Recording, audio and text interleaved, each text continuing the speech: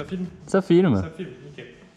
Bon, bah, la poursuite du montage turbo de la 309. J'ai monté le turbo sur le moteur, donc collecteur d'origine adapté avec un turbo de 205 Turbo D. Simplement une patte d'adaptation entre la sortie du collecteur du TU et le turbo. Ça marche pas trop mal. Après, la descente du turbo, la descente d'échappement, bah, c'est du fait maison avec du tube de 50, ça sort en 60 ensuite et je reprends sur le col de cygne d'origine pour continuer sur l'échappement d'origine après. L'arrivée d'huile du turbo, je l'ai branché sur une plaque sandwich qui se met sous le filtre à huile en fait. J'ai un raccord flexible à viande ensuite qui vient au turbo. Et là, je suis en train de voir pour le retour d'huile du turbo qui doit retourner au carter d'huile. Là, je remets le niveau d'huile et je vais faire démarrer la voiture pour m'assurer qu'il n'y ait pas un problème de surpression d'huile dans le turbo avec voilà, juste l'arrivée, enfin le retour d'huile dans un bidon, voir ce que ça donne. Tant qu'elle chauffe, que l'huile soit plus fluide et on va voir ce que ça donne. Allez, hop.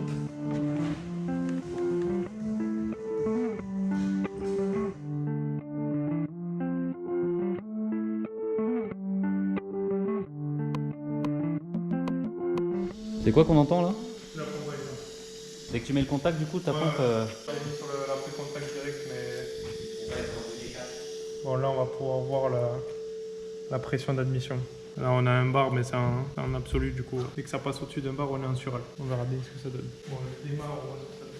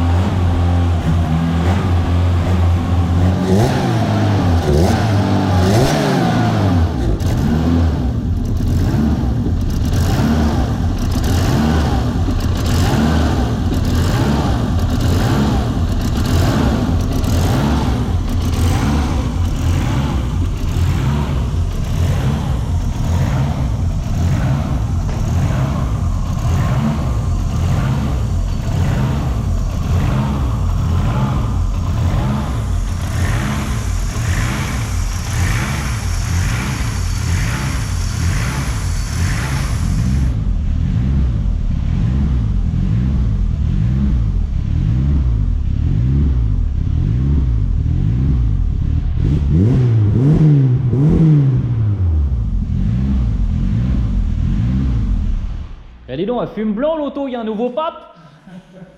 Ça fume blanc, si ça fume blanc, c'est pas grave, si ça fume bleu, c'est trop. Fumée blanche, pape, fumée bleue, sous-pape. C'est comme ça qu'ils font au Vatican. Oh, c'est beau. Oh, dis donc, c'est magnifique ça. En fait, c'était celui-là qui devait bouger quand le moteur il tournait. Ah bah, je confirme, ça bouge. Ouais. T'as pas vu si on était au-dessus de ça, mais non. Bah, je pourrais te dire en regardant la vidéo. Mais... Ça sent pas l'huile. Ça sent pas l'huile.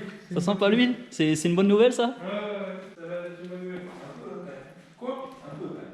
Comment ça? Sympa, ouais. Je pense que j'ai le Covid, ça doit être pour ça.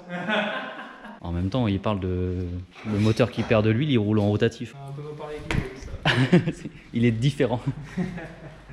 C'est exactement ça. Bon, je valide le retour d'huile. Maintenant, on va percer le carter d'huile, foutre un petit raccord, brancher la durite de retour et comme ça, on aura un bon retour d'huile sans restriction qui va faire marcher le turbo comme il faut, je pense. Et du coup, tu soudes? Je soude, ouais. Je perce, je mets un tube, je soude. Et après, je vais en profiter. Tant qu'à tomber le carter, je vais mettre vis de bielle renforcée et vis ARP. C'est un peu le truc le plus sensible du moteur. Donc, quand on commence à mettre un sural dans un petit TU de 75 chevaux, ça va pas lui faire du mal de mettre un peu des vis de bielle costaud. Rappelle-moi combien ça fait d'origine ça? 75.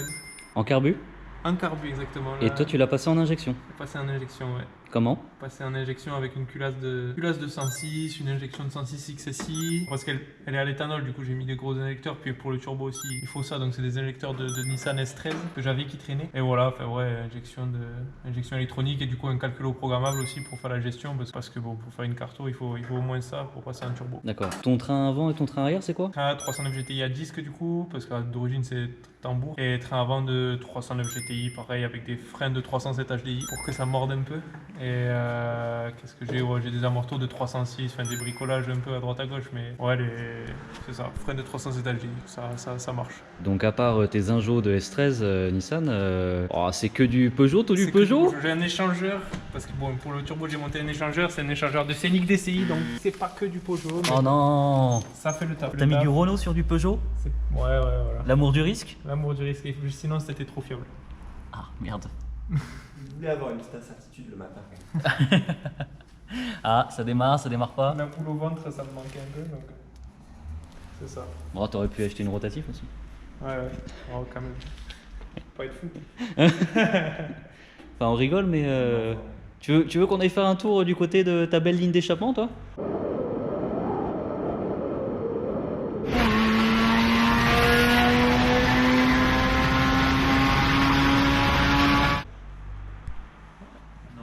Non. Ah, mais regarde, elle est tellement fiable la voiture qu'il n'y a même pas besoin de s'occuper du moteur, il fait la rouille, improbable. Ah, faut pas être médisant avec les rotaries quand même. Regarde. Non. C'est fiable. C'est fiable.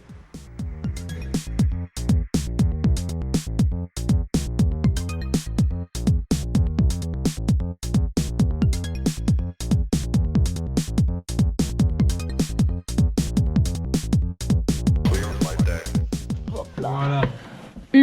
On vient d'enlever le carter là pour faire le retour du turbo. Puis en regardant là, je m'aperçois que voilà, la crépine de la pompe à huile, il y a un bout de joint qui s'est bloqué gentiment dedans. Donc ça fait toujours plaisir. Ah bah nickel. C'est comme ça quand c'est neuf, hein. Ah voilà, comme ça, sinon il y a trop de Comme il est dévidus. beau. Oh, il est magnifique. Il est beau. C'est un beau porte-clés. Hein. Un beau porte-clés. Donc voilà, faites gaffe les gars quand vous changez vos pièces, vos carters d'huile, vos trucs, tout ce qui touche au moteur, les caches culbus et tout, ne pas trop mettre de pâte à joint. Parce que voilà, on met trop de pâte à joint et on se retrouve avec de la pâte à joint qui déborde du plan de joint et après ça se décroche et bam, ça finit dans la crépine, la pompe à huile et puis après on casse un bloc, on fait les coussinets de bielle et on est content parce que ça fait un peu du taf. Donc ouais, surtout faire gaffe de pas trop mettre de pâte à joint. Je pense que c'est moi qui à une époque m'étais fait chier à changer un joint, j'avais mis de la pâte à joint et j'avais du 3 mètres à l'époque. Mais bon, plus de peur que de mal. À l'époque. À l'époque. À l'époque, ça remonte à quand? Oh, ça doit remonter au moins longtemps.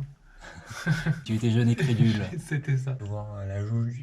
On peut voir la jauge d'huile qui dépasse, voilà. Et donc on voit le niveau max, le petit trait du niveau max sur la jauge d'huile. Du coup, voilà. Mon retour du turbo, la descente du turbo, elle va tomber un peu plus haut que le niveau max parce que ce soit hors de l'huile, que ça coule facilement. Voilà. Donc là, bon, je vais tomber la pompe à huile et la downpipe du Seigneur, aidé par un professionnel, bien sûr, au TIG, hein, bien sûr. Mais oui, mais complètement. Et voilà, là, je tombe la pompe à huile, je tombe les chapeaux de bielle, je regarde la tête des coussinets, être sûr qu'ils sont pas trop marqués parce que je sais pas combien il y a de kilomètres l'auto. Et puis voilà, on voit et on met des vis renforcées et comme ça roule mes mères.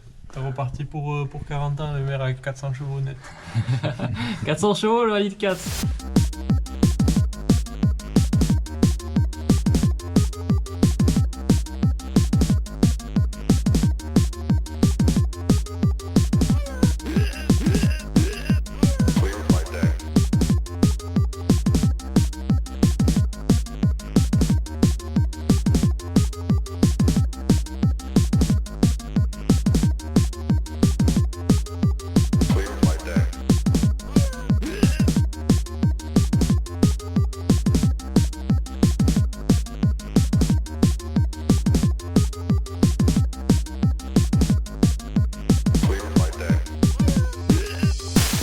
Tu disais sur les soudures après 22 heures? Après 22 heures, la soudure est encore homologuée. Ah bah bravo, Ça, regardez, super. on a un exemple des contre-indications des soudures après 22 heures. Sa propre responsabilité hein, après 22 heures, mais bon. Ah, la soudure elle est pourrie, c'est parce que c'est 22 heures. Eh ben, c'est ça, c'est étanche. Et dis donc, un peu plié ton tuyau quand même? Non, à peine. À peine. C'est l'emboutissage, c'est normal. C'est D'accord, ok.